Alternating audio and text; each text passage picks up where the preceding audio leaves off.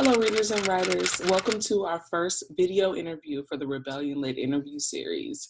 I'm very excited to bring you this video. I wanted to first give a little apology because our lighting is a little crazy in the video. I hope that it doesn't distract you too much because I think you'll really enjoy the interview despite that. Today, I want to introduce you to my best author friend. This gentleman is a dark fantasy author with a passion for monsters and inhuman creatures, as well as revealing the truth and humanity through fiction. He's a dynamic writer with over 50 flash fiction titles to his name and counting, as well as a novella and novel-length manuscript just waiting to be revealed. Introducing Zach Sigurdson. All right. Hi, Zach. How are you? I'm good. How are you? I'm very good today. So I'm going to get right into it. First, tell me about, how long you've been writing professionally and otherwise.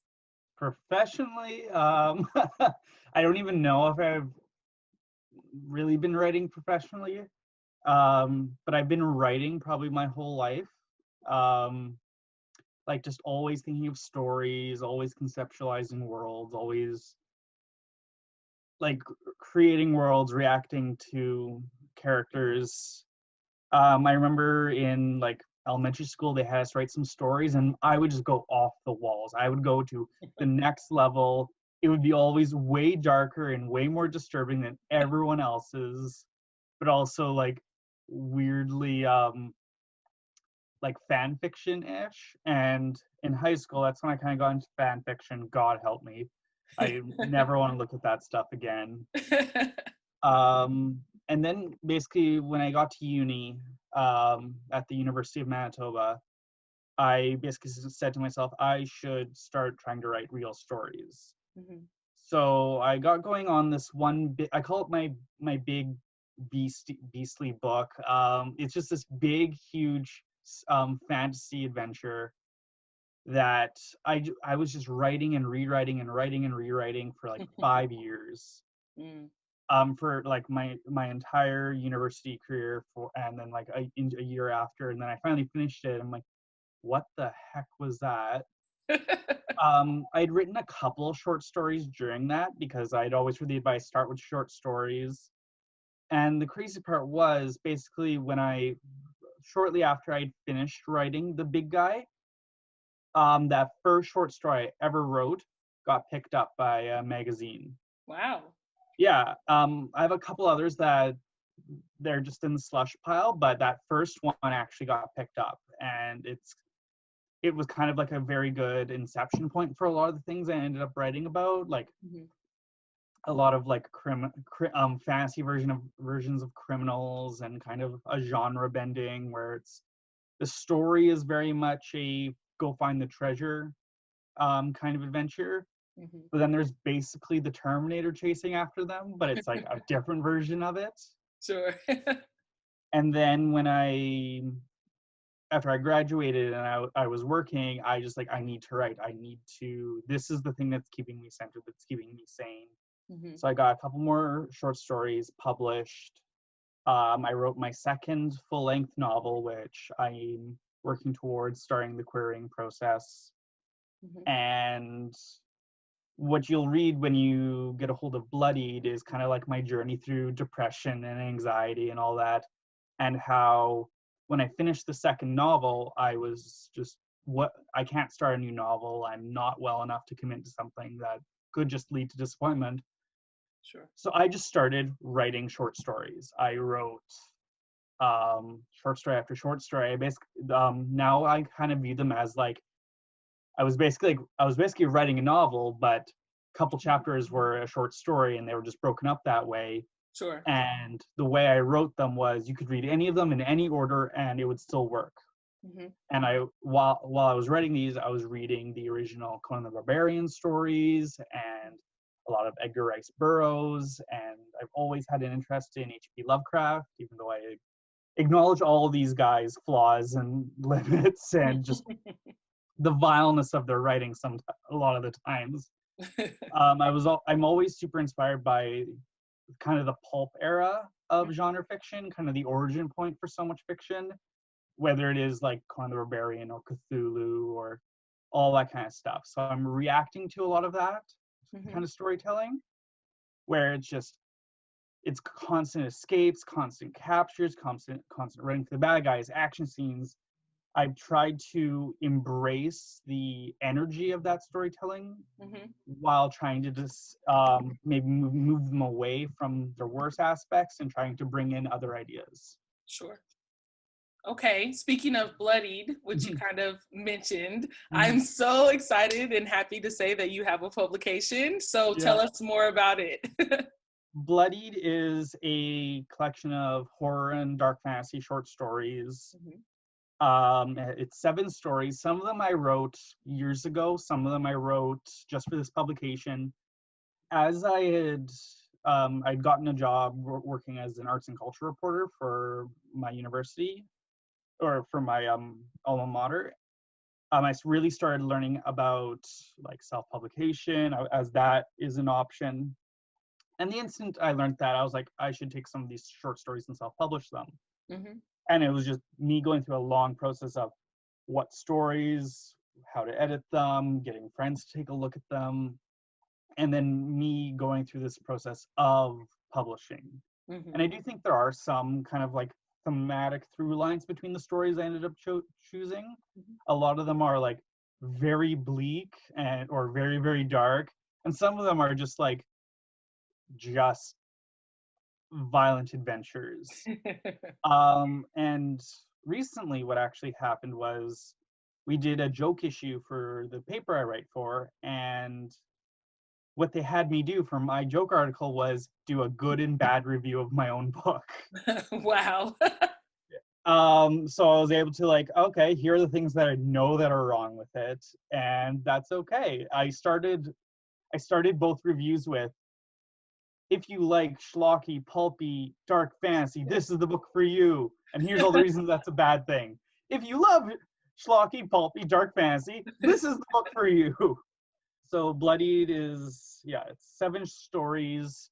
Um, 3 of them follow kind of a wandering woman warrior kind of character, a Mhm. very woman with no name.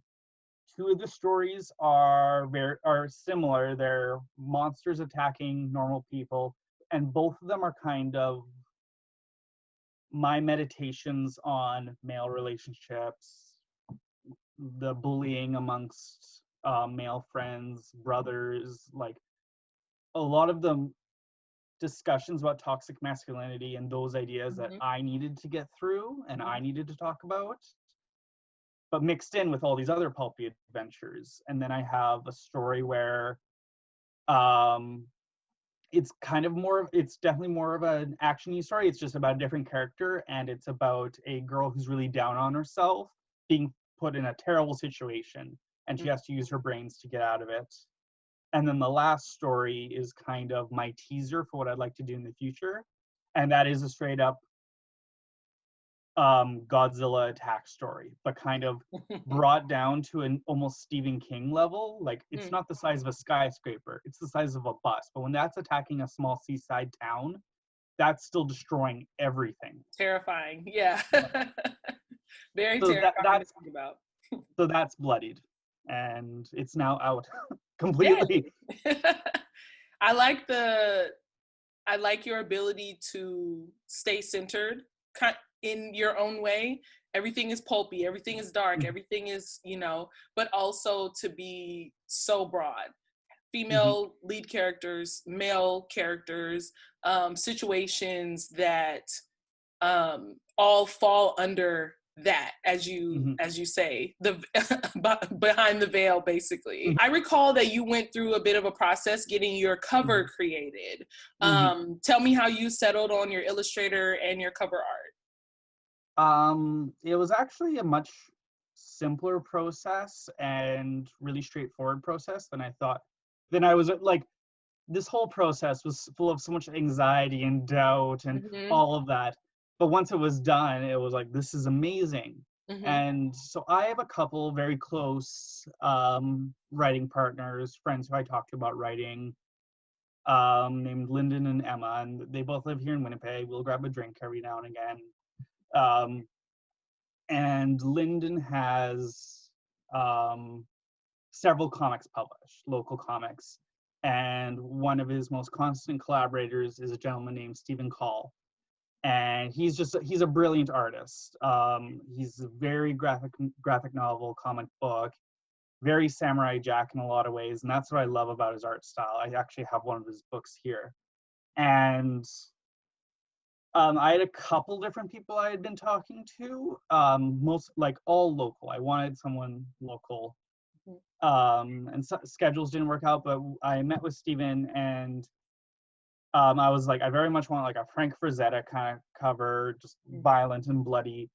And he was like, I will give it a go and I'll do the clip notes, but that's not necessarily my style. And because he knew me and he knew of me and he knew that this was my first time going through the ringer on all this, he was just the nicest guy and just so understanding that maybe his style wasn't working for mine. But then he did the thumbnail of what his idea was after I sent him the story I wanted him to adapt into the cover. And I thought it was like, I thought it was brilliant, and it started changing some of the ways I was describing stuff and a lot of other stuff. And then when I got the full final version, once I went, yeah, this is the guy, it blew my mind. One of the big, like, the inspiration for a lot of these stories that I always forget to mention, aside from the pulpy genre pictures, is the works of Genndy Tartakovsky, the guy that did Samurai Jack, Powerpuff Girls, Clone Wars. He just did the show Primal, which I think is absolutely brilliant. Yeah. And he himself is drawing on a lot of the pulpy genre pictures, but also like samurai movies and westerns and stuff like that. So I'm also drawing on that. And so I felt, once I saw the cover, I was like, this is exactly what I wanted. I wanted that balance between Frank Frazetta and Genndy Tartakovsky.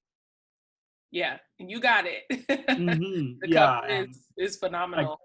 And then after we got the cover, one of my neighbors, a young girl named Chloe Brown, I've known her forever. She's a graphic artist. And I just said to her, do you want to be my graphic designer? And she was all in, because we can be honest with each other. There's no emailing back and forth for weeks. It's I run across the street, I yell across the fence, or she comes over on her way before supper, on our way home from work. It was just the perfect little working relationship, and we're always talking about maybe working on projects in the future, but that's a whole discussion for another day. Sure. And so she did a fantastic job on like the bookmarks. Which continue to look absolutely awesome. It's upside down on my end. Oh, there we go. Very nice. Yeah, I absolutely love these. Very simple, but totally makes the point of what your book is about, basically. And on that note, as you continue to release more titles, I know you're always thinking of your plan in regards to that. Are you thinking of sticking with this cover style, or kind of branching away from it, or? I'm gonna answer that in kind of two parts, both yes and no. I know I always want like a Manitoban artist. And a lot of the guys that I know locally, they have very, very different styles. And I love them all for their own reasons. And I kind of hope that maybe the framework of my storytelling and a lot of the same ideas that I kind of draw upon will kind of bring the art together, but also allow them to remain very, very distinct. Like some of the artists I really want to work with, one guy who's kind of, I met him years ago, and he's kind of been my on and off mentor, and he's fantastic. His name is Gregory Komachuk, who does lots of great comic work and lots of great graphic novels. He just came out with some of his own pulpy short novels. Another guy I've been talking to a lot, I was actually talking today, is a guy named Nico Rudolph, who does like lots of comics and like very, very Canadian comics, like giant bears attacking Toronto, and very, very pulp themed. Like he has like these giant Canadian bears and like noir stories and all kinds of other stuff. And I want him to do and he does like amazing like dinosaur images in like the Oh. Canadian Badlands, and I want him to do a kaiju of mine one day. That's fun. Yes, I read Mhm. that you like dinosaurs, which is Mhm. so fun and Yeah. cool. Me Mhm. being a preschool teacher, I understand the Mhm. fascination with dinosaurs. Well, I've kind of like I was obsessed with them as a kid, and then like you grow up, you get into other interests. I'm now getting back into dinosaurs, into paleontology, and like there's so much writing material I'm getting out of it, and just so much Yeah. like comforting nostalgia. Mm-hmm. And last summer, me and my when I had gone on a trip to Montreal, and then I had met my parents in Calgary, and north of Calgary or east of Calgary is a place called Drumheller, and it's like the one of the biggest paleontology excavation areas in the world. Wow. And so they have the Royal Tyrrell Museum, which was like the Queen like helped open it. It's just a brilliant facility, and they took me there when I was like a little kid. Like that was like some of my earliest memories going to this place. And then when we went again, it was like walking. It was like it felt like a dream because so much had changed, Yeah. but also so much had stayed the same. So Mm-hmm. I just got like so many ideas from just being in in this museum I hadn't been in years, and just these colossal dinosaur bones and all this paleontology and all this new research and just like the biggest T-Rex skeletons ever found. And they Wow. have like a couple of them. That's Yeah, it's just fantastic. And over mhm, time, I mean, we're not that old, mhm, but from childhood to now, the mhm, amount of archaeology and the amount of new mhm, discoveries is an explosion. Just like with most of the other things that people are mhm, continuing to study every day. There's like more and more, and especially if you've had that lull where you like mhm, haven't looked into it at all, to then just mhm, be like, oh my gosh, look at all this. So mhm, that's a fun adventure. mhm. And I find Instagram has actually been really great for it because so many artists are Mm. like they are paleontology artists. Every time there's a new discovery, they update their drawings of this or that Wow. animal or this or that discovery. So on Instagram, I just have like all these like very recent, very modern drawings and Mm. artist interpretations. But I also have like nostalgia for like the really old, inaccurate versions of a lot of these ideas, like where Sure. they're like giant slug monsters. Because now I want to write stories with like those kinds of creatures thrown in too. Tell me about publishing. What was that like Mhm, for you? I know mhm, this is your first, mhm, but also you've been published by other people before. mhm, So talk to me about a little bit about those. I'm really more mhm, interested in how your process went with Bloodied, but then mhm, also like maybe your future plans for publishing, not necessarily what you want to publish, but mhm, how you want to publish it. mhm. With the other stories, like the short stories, it was just a lot of sending out the emails and waiting. And some of them I waited for like 6 months to get any Yeah. information. And that stuff's just it is what it is, and it's a drag, but it is what it is. And some stuff was really quick, but because I wasn't really doing any of the work, I'd done my story, I sent it out, they liked it, they included it. It was kind of just wait for the day and then like be super excited and sharing it with everyone. Yeah. With this, it was much more of do this next step, wait 2 weeks. Do this next step, wait 2 weeks. Because it's either I'm waiting on the edits, I'm waiting on the art, I'm waiting on the graphic design. And then like right towards the end, and like this is the part where no one had any control. It was Amazon's backlogged. Amazon is like because of COVID, like they're just not able to do a lot of stuff. So it was just weeks of waiting and not knowing what to do and just trying to keep myself busy with other stuff. And Hmm. luckily, like I'm good at keeping myself busy, but it was still that do a next step, panic, not really able to deal with it and just have to accept it and wait. Right. But I'm trying to think how the process kind of started like in the fall. Hmm. I got the collection of stories sorted out. Um, and I got friends and family to take a look at it, to give me thoughts and ideas on the stories.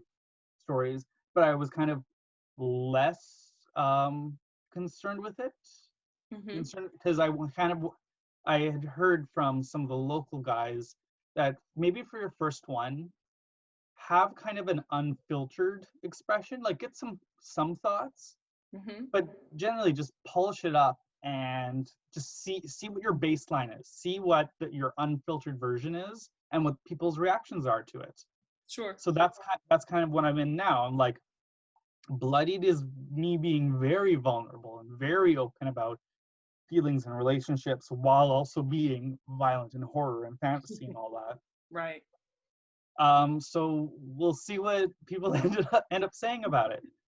But so it was a couple of months of working through that and doing my read-throughs and read-through and on it goes. I got a professional edit from Angela C. Hebert, who is another Twitter writer confidant, Sure. who me and her have shared a couple stories, but she has done professional editing, so I got her to do it. I paid for the professional edit. I did my meetings with Steven, got my professional cover, Mm-hmm. did my workshop with Chloe, and got my professional design, and just started going through the process of how to upload to Amazon. Because like Mm-hmm. so many of like the videos and so much of the research for this stuff kind of leaves a lot of that stuff out, just like the Yeah. mechanics Yeah. of like how to hit the upload. Oh, there's a dozen different problems. What are those problems and how do you deal with it? Yeah. Like, eventually, I just gave Chloe access um, to my KDP account, and she would just do the upload and do the fixes that she needed to, as opposed to Sure. us going back and forth for weeks, going, "This isn't working. I don't understand why." Yeah.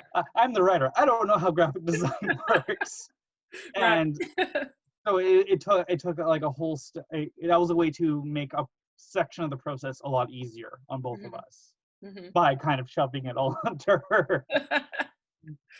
But Yeah. then we discovered that like the ebook can't be uploaded the same way you upload the paperback, Right. and so I had to go through the whole process of figuring out how to format the ebook in Word and just like upload, edit, reload, upload, edit, reload, Yeah. and just do all these tiny adjustments until I got it into a version where I was satisfied.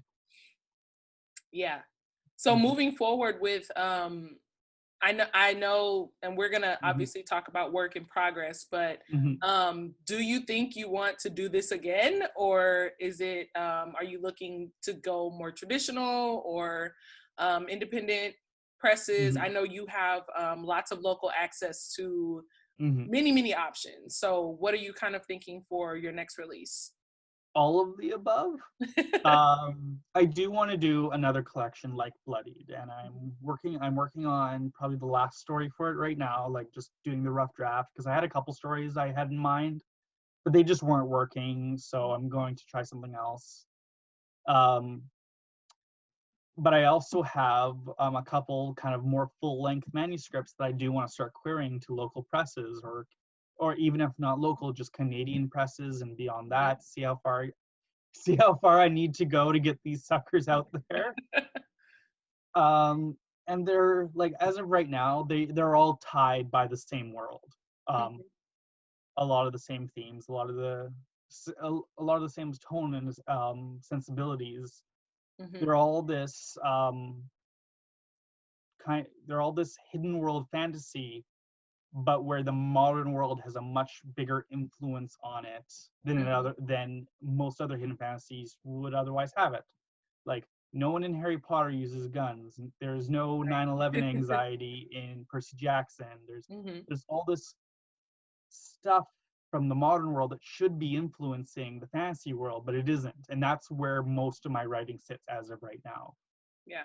And because of just that very basic idea, modern world affecting fantasy world, I'm using my background in political studies and history to like really dig into how unconsidered questions to how that works. Okay. Like one idea, and it's in Bloodied, is just like, there's this kingdom in New England that are just like made up of all the loyalists who got exposed to the fantasy world. Mm-hmm. And they're kind of living in this grim Lovecraftian feudal society. And then another for like the Icelandic immigrants who came to Manitoba, who are basically like my community, for lack of a better word. Mm-hmm. What happened when they got exposed, and they basically became violent Vikings again, all those kind of. But I do have, like, those are all ideas that I want to explore, and I want to pursue in as many different avenues as I can, whether it's traditional, indie, self-pub. I got enough stories that I just get out there and throw everything at the wall and see what sticks and see how many people are willing to respond to it. Yeah, that's a very good strategy. Being kind of single-minded in your publishing goals is a strategy, but also being open-minded is a strategy. So it's interesting because as I kind of survey the writers community, I don't see that a lot. I kind of feel like authors don't necessarily know that they have all the options. And I see it a little, but I think many more authors should empower themselves with not just the ability to self-publish, but if they don't have to let go of their traditional publishing dream or anything like that. It's kind of I don't want to say go with the flow, but it's kind of, your work fits where it belongs, I guess. And you kind of helped me see that, so to speak. Yeah. Well, that was kind of the other big lesson I learned from local guys like Gregory Komachuk's, another author, Samantha Biko, who is just absolutely lovely. She has a YA fantasy trilogy. And one of their big lessons was some stories you self-publish, some stories you traditionally publish. It depends on the project. Sometimes it's so personal and so niche and weird, you have to self-publish. And sometimes, because of like the resume and repertoire and the backlog that you've built up, you get asked to do, hey, do you want to do this kind of story? Right. And like, I'm a huge Warhammer and D&D nut, and a lot of the guys, I know a couple of them, or I know one of our local professors is a Warhammer author, and his job is he gets pitched an idea, or he pitches an idea, and then he writes the book, and then it becomes a part of the Black library industry. And so if someone were to, and I've done this job too, like I've done a couple stories for Fiverr for like $100, just write 5,000 words in a weekend.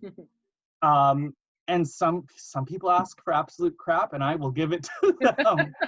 I was asked to do a horror story where it was like total 70s style exploitation, like horror story where 3 girls are just like running from the killer. And I'm like, you're gonna pay me $100? Okay, I'll do it.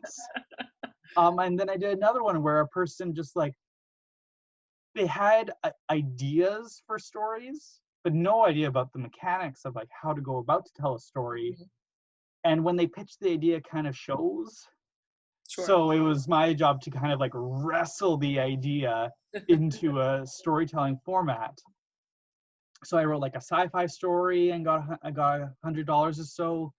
But what I started doing on Fiverr, and I recommend every writer do this, is at the bottom of their little ad for I will write you a story, here are a bunch of stories that I'm willing to sell.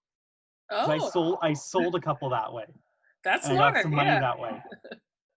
And I haven't heard anyone thought of that idea before. Look at you, innovative. Okay, so we did, I know with you, because you're always writing, work in progress is kind of a weird space for you. It could be. I got like 6 right now. Sure. Okay, tell me about them. So I'm working on a couple stories for like what the next collection is going to be. I have a couple, I'm like, they're all being edited as I go. I'm still because I'm still basically writing the wandering or the adventures of my wandering warrior woman character. Sure. I'm never stopping writing her story. It's just sometimes I finish a story, I'm like, well, that one wasn't very good, so then that one will just be in the slush pile forever. But I'm still like, I'm writing the story like a very extended novel, like just a super, super long one, but each chapter is its own story. So at the beginning of each chapter, I just have to like reestablish the character, reestablish a lot of the tropes that or the kind of her motifs and stuff like that. So it's one big continuity to me, but as the stories get out there, they can be read in any format. And so her stories are very much like samurai stories, Western stories. My favorite pair of movies, because I consider them kind of a pair, are Yojimbo and Fistful of Dollars. Okay. So the ultimate samurai movie got remade into a spaghetti western, and they're just the perfect companion. I rewatch them all the time, and my wandering character represents kind of that pulpy aspect. I'm also working on several mystery detective kind of noir stories, Okay. which me and you've talked about. And that one's kind of centered on kind of what I hope is an atypical character, because I'm still writing this fantasy world. I just decided, what if a big orc is the PI, and he's just alone in the world, and he's just this big hulking brute, but he's so thoughtful, and also like he's kind of like always thinking. He's very like respectful to a lot of people, but is also like willing to chop a finger off when he needs to. I took your advice of putting stuff on Wattpad, and I already got some minor responses on this character, and one of the responses was, this big orc is so layered and complicated because he's perfectly willing to beat the crap out of people and to kill to get out of a situation. But he's also like, he's so nice to all the service staff, and he's giving up his seat to like random nurses and pregnant women on the bus, and like it's just this like these weird aspects where he's living in this terrible world and he's willing to be terrible along with it, but he's willing to do as good a job as he can be. Sure. So I'm following his stories in a very like, here's a case of the week kind of adventure. Here's a Sherlock Holmes story. Here, just like him going through the motions of being stuck in a terrible society and just having to just survive. And you know what?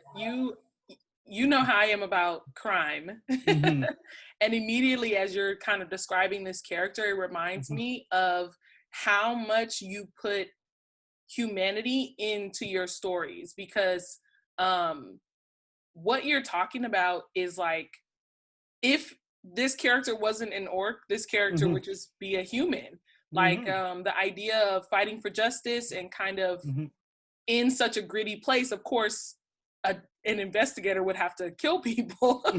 Like in humanity, we don't, you know, our investigators would not kill their way out of a room unless they really had to. Yeah.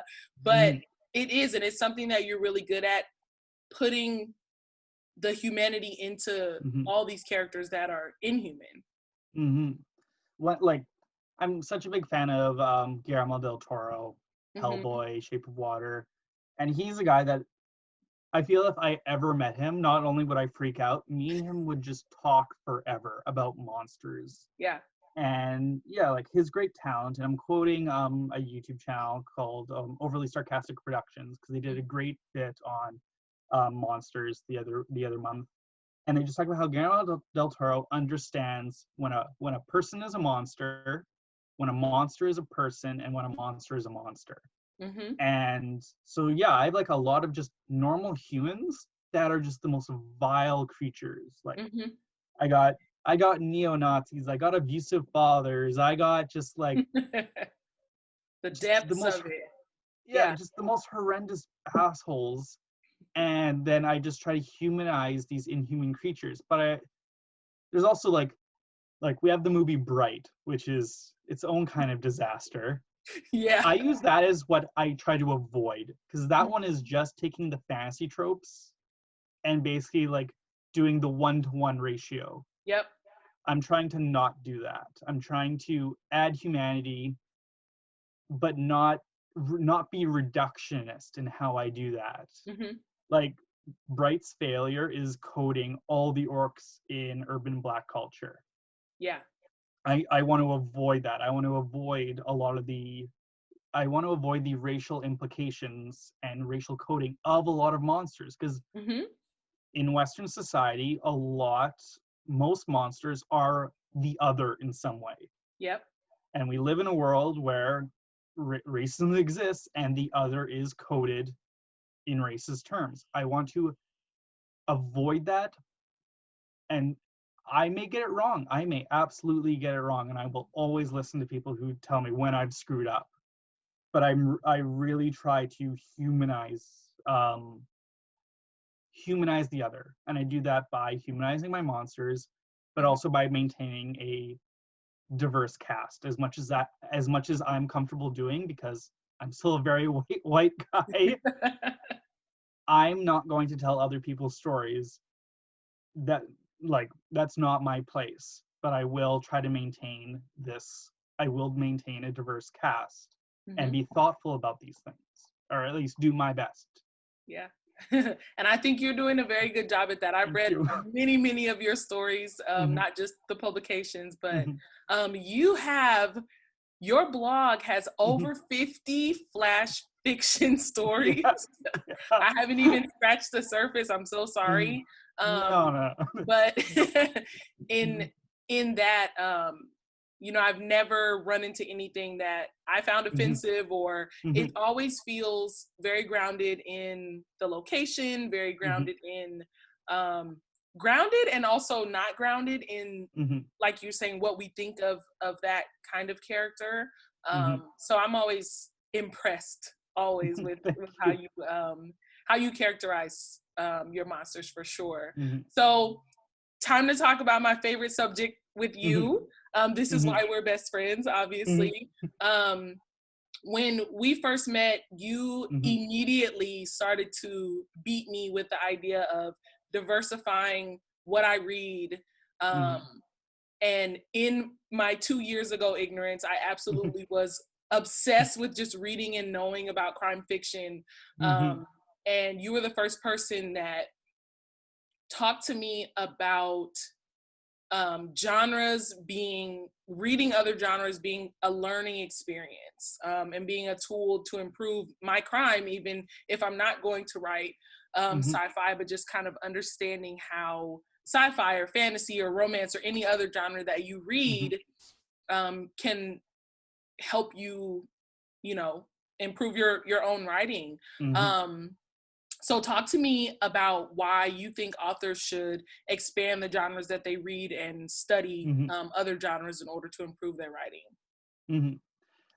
To kind of quote a couple different authors, like Neil Gaiman, who's kind of my big writing advice guy. He's every time Yeah. he speaks, he helps me. But also Victoria Schwab, who's kind of the one of the big fantasy writers right now, and they both say that if you don't read your genre, it shows. If Hmm. you only read your genre, it also shows. Yes. Um, you need to know what's in your genre. You need to like me and people fight about this. You need to know what the canon is. The canon can be a travesty. Like there's so many great authors that have just been forgotten. Hmm. But it's still kind of important to know who the big voices are in your genre. Hmm. And like like you can always break this down with like it's a lot of old white guys, which is true. It's also kind of important to know what they said. Um, and like a lot of genres are books, or like it's to sell books. It's if you like this book, you like these other ones. Hmm. That having been said, it's a those are there are false categorizations, but they're useful categorizations. And in accepting that, knowing what's in yours and then going to all the other shelves helps you so much. Yeah. like I'm writing all this pulpy fantasy stuff. I'm drawing on Conan the Barbarian, Lord of the Rings, Game of Thrones. Mhm. But most of the movies I'm watching are old samurai movies, westerns, old horror movies. Mhm. Like Stephen King, in a literary way, has absolutely nothing to do with traditional fantasy. Right. Stephen King the is the master of horror, but he's all for me. What makes his writing so brilliant is just how he characterizes things, and Mhm. just how deep he dives into every detail. And like people say, he overwrites. That's a Yeah. very fair criticism of him, Mhm. but it's also fascinating. And like my favorite Stephen King book is Salem's Lot, Oh. not because the vampires are terrifying, which they are. Mhm. It's how kind of benign and evil the rest of the town is before the vampires even show up. Mhm. It's just rural politics and shitty people being shitty. And that's what I found so interesting about that book. So there's a horror book that starts affecting my fantasy because it's just talking about very average people being awful in their very pathetic kind of ways. Yeah. Like like people who get like in Salem's Lot, there's a mother who got married way too young and is just being abusive to her little baby, and then like a cheating wife and her brutalizing husband, and like all these other fascinating stuff. And other ways that I've working on diversifying my creative input is by reading historical fiction, reading Mhm. nonfiction, reading history books. Right now, I'm reading Anthony Bourdain's first book, where he just talks about his early career of getting into the food industry and his history of drug addiction and all the other stuff that he went all the other stuff that he went through. Mhm. And with historical fiction, I just read like Book of Negroes for the first time, which is just this beautiful epic that needs to be like I know they've done a miniseries, but they need a big blockbuster version of that Yeah. because it's just such a brilliant book. I'm also trying to get into like, yeah, more like historical romance books. And Mhm. the thing is, I don't enjoy reading them. They're a slog to read. Sure. It's just, for me, it's like these whining, preening teenagers going on and on. And I'm like, do something. But it teaches me so much about how to write emotion and how to Mhm. characterize people. Yeah. And it's always an enriching experience reading a book that is very, very different from what I write and what I usually read. Yeah. But also sometimes I want to go back and read bloody, violent fantasy. Like before bed, I'm reading Robert E. Howard, but Mhm. during the day, I'm gonna read history books. I'm gonna try to read as many different things as I can. Like the example that Neil Gaiman uses is that Tolkien, Lord of the Rings, he wasn't reading big epic fantasies. They didn't really exist, but he was reading books about languages. Mhm. Game of Thrones was not as directly inspired by Lord of the Rings. It was more inspired by historical fiction, by like these big epic War of the Roses novels where Mhm. he just wanted to throw the fantasy elements in Right. and then just have really grounded discussions about power and politics. Mhm. And it clearly worked. It became the Really. biggest show in history. Yeah.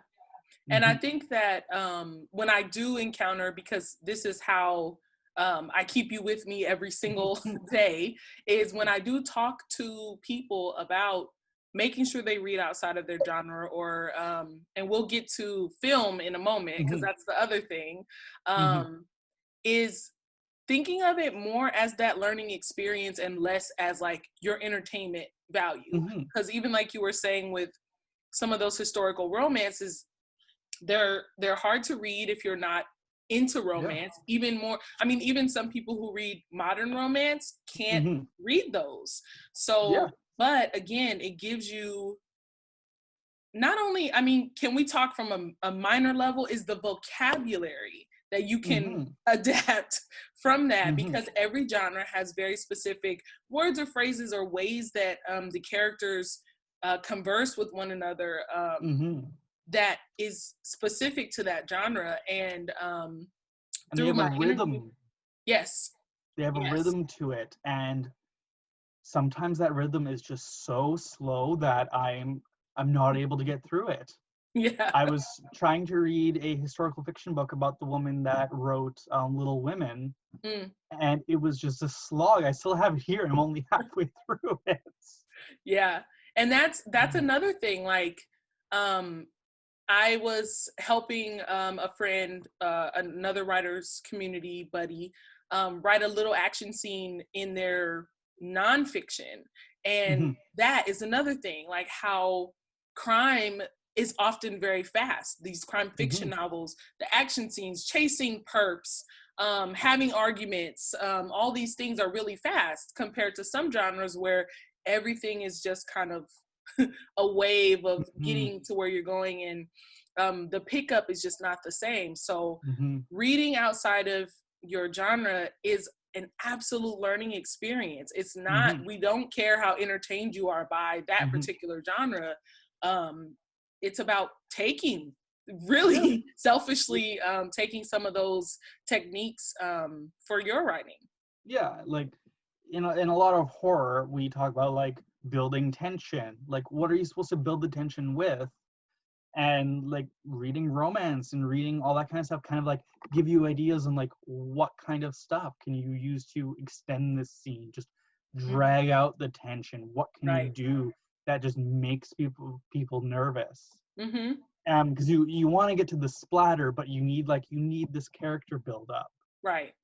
um Last night I actually watched a movie called Underwater, and it's a Okay. recent movie. It came out this year with Kristen Stewart. It's basically aliens at the bottom of the ocean. Oh.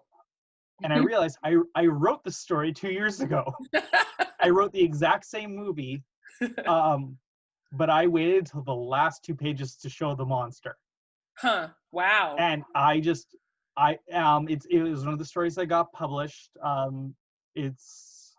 It's called For Teleport Magazine, and it was like Mm. the Lost Expedition something something, and it was just like dragging out the anxiety as Yeah. long as I could. But what do you fill the word count with? What are you going to make people Right. read? Trying to drag out that time, like with crime fiction, when it's like when the person realizes they're in a dangerous situation, what are you doing to just extend that scene, to just Yes. drag their nails, just make the reader uncomfortable until something snaps. Yeah. Yeah. So, and that's something that you cannot get by only reading what you write. Hmm. So, thank you for giving it to me in that way. And so now we can kind of segue. I'm corrupting you. Yes, but that can kind of segue us into film, Hmm. because I have always found inspiration in film. It was kind of like a Hmm. happy accident, Hmm. um, because I watched so much crime and action and things like that. So of course I felt inspired because it matched my genre, Hmm. and it matched my interests. But when you and I started talking about film, you absolutely go Hmm.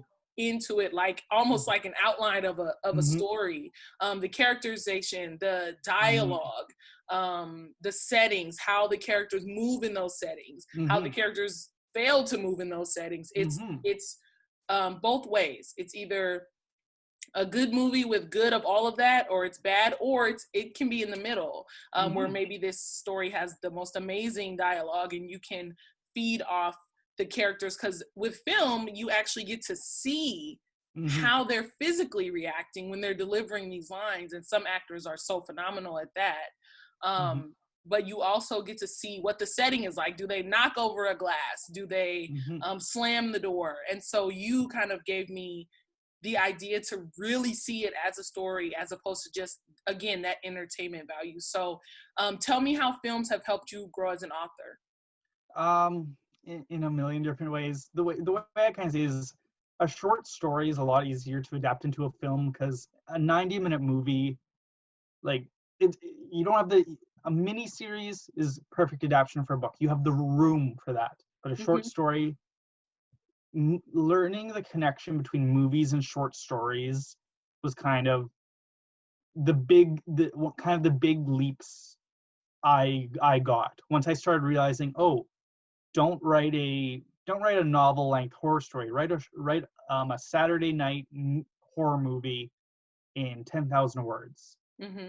And that taught me how to write scary shit. That taught me how to keep the energy going. Mm-hmm. Um, and that's kind of a big aspect of how I learned to like really appreciate movies for this.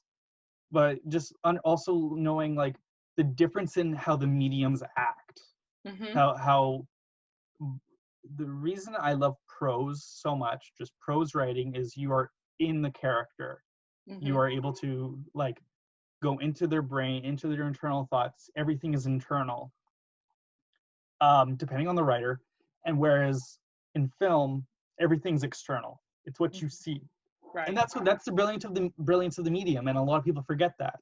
Mm-hmm. There's the concept called true cinema, um, which is basically silent films. Mm-hmm. How can you convey your story without an ounce of dialogue? Because a lot of movies, a lot of TV rely so much on dialogue. Absolutely. Not I love dialogue, but I also kind of try to bring that sensibility into my writing. Like I'm doing the internal monologue, but I'm also nobody's talking, and I'm just like going through the motions of this very physical action, whether it's their thought process and like how to unlock a mystery when it's just them, Mm-hmm. like write characters when it's just them Right. alone going on these adventures. Yeah. um so really learning the idea of true cinema, of just silent films, visual media, visual storytelling, Mm-hmm. and bringing that into writing was another big leap that movies helped me learn to convey. Because otherwise, my characters were just jabbering on, trying to be snarky, trying to move the plot forward, trying to express character. Mm-hmm. When I really realized that not every single one of your characters needs to be this fully realized person. Like you don't need to know every single detail of them. Right. Sometimes they can be a plot point. Sometimes them just showing you who they are, whether they're a loud character, an angry character, whether they're a sad person, whether they're lying, they're hiding something. You Mm-hmm. can convey all that without dialogue. Yeah. And learning to do that in prose was kind of my big education that I learned as I went along. Mm-hmm. um, and on the subject of like what do you get out of movies, like I always get entertainment out of movies, Mm-hmm. but at this point I like, and this is a fight that I've had multiple times with people, whether or not like is it useful having terms like high art and low art anymore. Mm-hmm. Is me regarding like this like dumb genre movie in one way versus like this brilliant Scorsese epic. Like, what do I get out of those two things for my writing? And I tend to get more out of random B movies more than these big epics. Yeah. And it's also important to know that a lot of our big epics, like Star Wars, Goodfellas, Godfather, Mm-hmm. all of them are basically adult versions of the stuff they liked as kids. Yeah. Like all of Scorsese, a lot of Scorsese movies are, and Coppola movies are, the old gangster movies from the 30s and 40s that they just turned into opera. Yep. And that's what Star Wars is. He took pulpy sci-fi, combined it with some epic fantasy ideas and some samurai iconography, and turned it into opera. Mm-hmm. And I'm I'm kind of doing a microcosm of that, Mm-hmm. but kind of spreading myself out even more. I'm watching the B movies. I'm reading the pulp books. I'm reading random comics when I can. I'm watching crime procedurals way. I'm trying to watch crime procedurals way more. Just like get ideas on like plot points and different like turns of phrase, and like I steal from everyone. And that's kind of my point, that there's a lot there's a lot more creativity in a bad movie than in a big operatic epic, Yeah. because no one cared what they were doing, and they were probably doing it on the cheap, and they were probably doing it in a week, and Yeah. they were going at a breakneck pace. and it creates this kind of chaos that just creates inspiration for me. Mm-hmm. Yeah. If that makes sense. That one was a little bit rambly. No, it makes sense. It's the, and I like how you say that you kind of take from everything. And I think Mhm. that is the overall theme of how you've inspired me, is that if you, if we could like Mhm. picture what the amount of, like, if you're only taking from your genre, it's like this much, it's like such a Mhm. tiny space compared to when you branch out, how big the story is that you could buy, Mhm. you know, your technique from. That's So it's probably definitely why I have so many different works in progress. sure. Because I got the Western samurai stuff on one side, I got the noir detective on the Right, other side, I got the Stephen King horror on this side, but I've right. all connected them with this dark fantasy, hidden world, overarching idea. Yeah. Well, and then there's so much, let's talk about how combining genres, like how that Mhm. actually works. You, the last time we talked, you made a really good point about setting versus the technical Mhm. genres. Talk to me a little bit about genre combining and Mhm. how that feels for you. Um, for me, it's kind of 2 points because it's, as I said, genres are a lie. The genres are a lie that, like, if you like this thing, you like this other thing, and it lets bookstores and movie theaters sell tickets. Hmm. But there's also kind of like, like Plato's concept of the forms. Like, there's kind of like the truer version of what a thing is. Yes. That's also kind of true when it comes to genres. Hmm. And yeah, there are kind of like, here's a movie that is by the numbers a genre fixture, but it might have done it really, really well. You believed it when they did it. Hmm. But when it comes to genre bending, um, some things work better than others. But some people are really, really good at making things. Like, I've been meaning to watch Sam Raimi's Evil Dead movies because Mm. everyone says they're the greatest horror comedies ever. Yeah. And like Shaun of the Dead, great horror comedy. Horror and comedy are conflicting ideas. Right. Being scared and laughing are conflicting ideas. Totally. Um, what's also interesting is horror action seem to be complementary, but they're Right. not.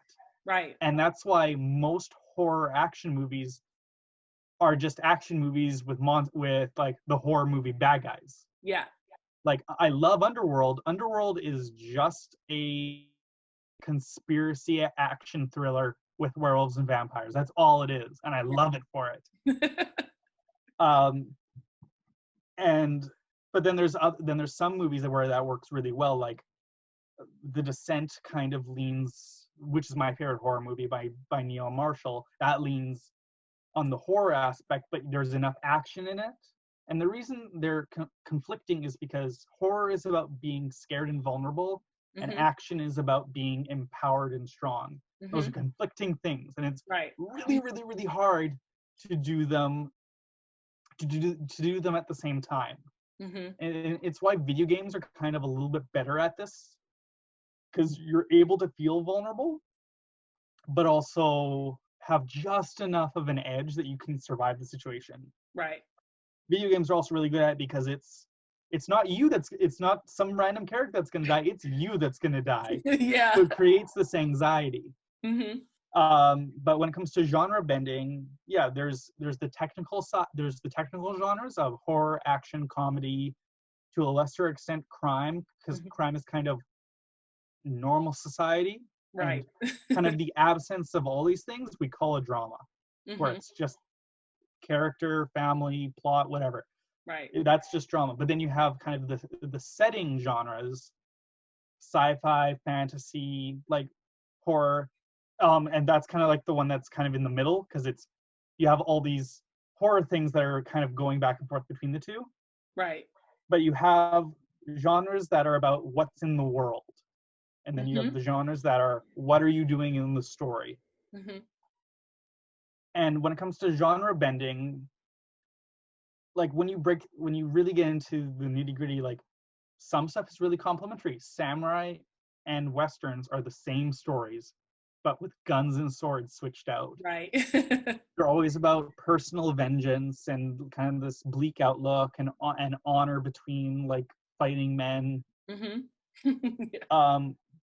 And like with crime fiction, like I kind of consider like political conspiracies, crime fiction, and to a lesser extent westerns, they kind of all operate in the same space. Mm-hmm. Like you could have James Bond show up in a crime story, and it wouldn't be as out of place as Right. if he were like if you were to show up in a sci-fi story, it'd be a little bit more out of place. But in a crime, but if he showed up at a murder scene, which he usually does anyways, Right. it still kind of fits. Yeah. And the same for the Western, if he showed up there. Yeah, exactly. Yeah. And he basically did, and it was called Cowboys and Aliens. And then they threw the sci-fi stuff into there. Right, look at them. Yeah. But my favorite piece of art ever, piece of entertainment, is an anime called Cowboy Bebop. Yeah. I love this show. You've seen it, correct? Or yeah. Okay. For everyone else out there, I consider it the greatest piece of fiction I've ever experienced. On one level, because it's a big genre bender. It is a space western. It is about these kind of very sad, traumatized characters in space just going on bounty missions. It's about a bunch of sad people on very sad adventures trying to not be sad. And that's what I find brilliant about it. But then every episode is like, here's an episode that's basically Alien. Here's an episode that's a blaxploitation comedy. And they take all these tropes and references to all this other stuff and they just throw it in the blender and see what sticks. And in there, it all stuck somehow. Yeah. Because the studio just let them do something they really cared about. Yeah. And that's lovely. Yeah. When they get that. Yeah. And I do respect authors who only want to write their genre, because right now, in a weird way, that's how I am. Everything for me is just a little touch of the other genre and not really a full commitment to writing that different genre. But I think it makes for such incredible storytelling when authors are able to include so many of those other things. So I'm just gonna wrap it up with and I know with you it could be anything, but